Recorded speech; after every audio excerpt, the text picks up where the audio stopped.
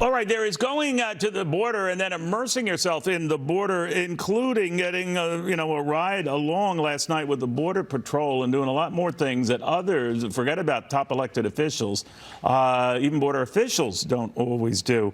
Senator John Cornyn, the man behind that, the Texas Republican senator and Senate Judiciary Committee, key player, on the phone with us right now. Senator, tell us what you did.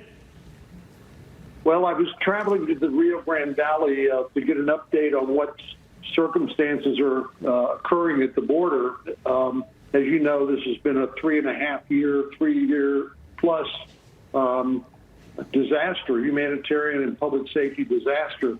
The problem is, Neil, that it's now morphed into a situation where the U.S. government, under the Biden-Harris administration, is essentially providing a ticket for people into the United States.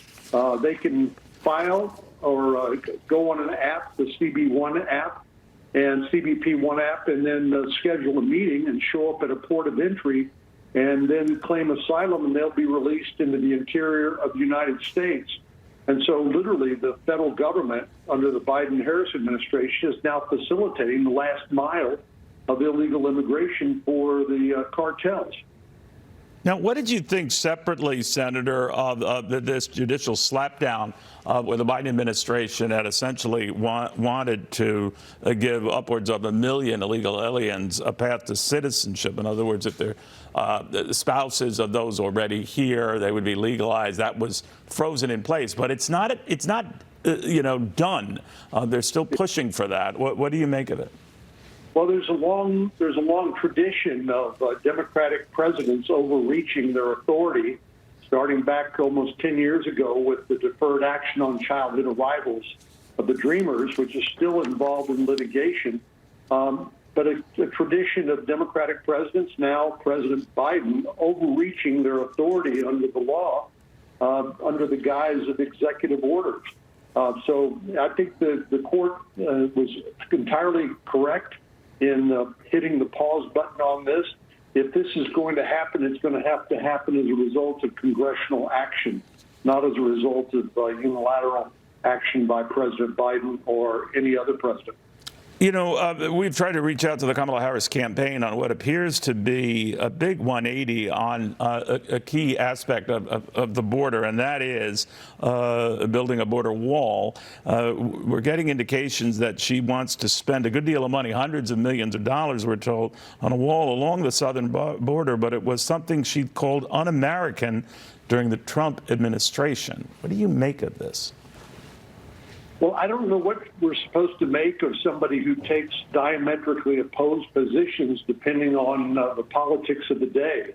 One time when she's running for president in the Democratic primary, she takes a radically permissive position or approach to illegal immigration. And then when she realizes this isn't to her political advantage, when she's now the Democratic nominee, she seems like she is simpatico with President Trump. Both can't be true, which leads me to conclude that you really can't believe what she says. She's just an opportunist and saying what she thinks she needs to say in order to get elected.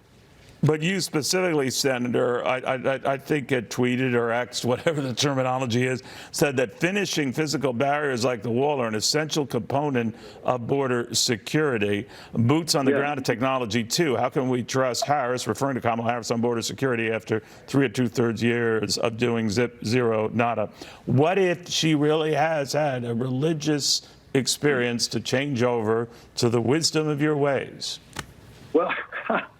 Well, Neil, I think at least she owes us an explanation of, why she's changed her position, other than the proximity of the upcoming election.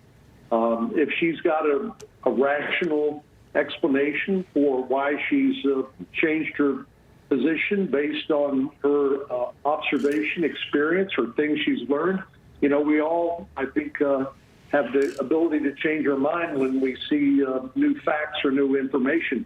But this is not like that. This is clearly an opportunistic flip-flop, and she will say or do anything she needs to do in order to win this election. And I think the the voters need to be aware of that. All right, Senator, thank you very much. We have reached out to the Kamala Harris campaign to get specifics on these apparent substantial changes in her views on the border, particularly when it comes to building a wall and stuff like that. If we hear anything, of course, we will pass that along, but we do try.